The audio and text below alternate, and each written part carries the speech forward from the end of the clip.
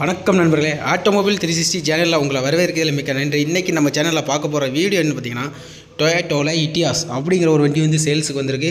அதை பற்றியான ரிவ்யூ தான் பார்க்க போகிறோம். அதுக்கு முன்னே நீங்கள் நம்ம சேனலை சப்ஸ்கிரைப் பண்ணலாம், சப்ஸ்கிரைப் பண்ணிடுங்க. மறக்காமல் பக்கத்தில் இருக்க பெல் ஐக்கானையும் கிளிக் பண்ணிடுங்க. அப்போ தான் நாங்கள் போடுற வீடியோ உங்களுக்கு அடுத்தடுத்து நோட்டிஃபிகேஷனாக வரும். வாங்க நம்ம இன்றைக்கான வீடியோக்குள்ளே போகலாம். ஃப்ரெண்ட்ஸ், நீங்கள் பார்க்குற வண்டி டொயோட்டோவில் இட்டியாஸ். வண்டியோட மாடல் பாருங்கள், 2014-15 இருக்குது.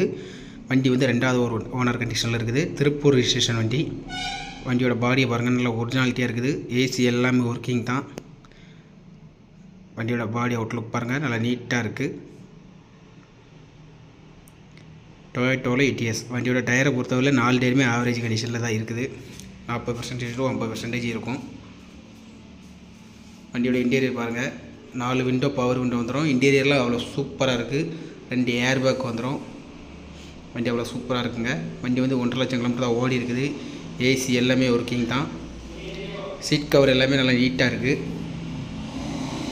பாருங்கள் வண்டி அவ்வளோ அழகாக இருக்குன்னு.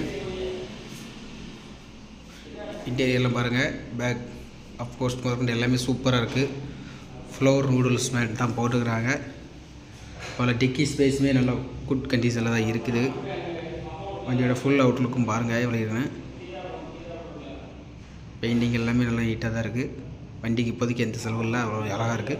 இந்த வண்டி வந்து உங்களுக்கு பிடிச்சிருந்தா இவங்களோட காண்டாக்ட் நம்பர் வந்து நான் டிஸ்கிரிப்ஷனில் கொடுத்துருக்குறேன். வண்டி இருக்கக்கூடிய லொக்கேஷன் ஜெயமாருதி ஆட்டோ கன்சல்டிங் பவுச்சத்திரம்.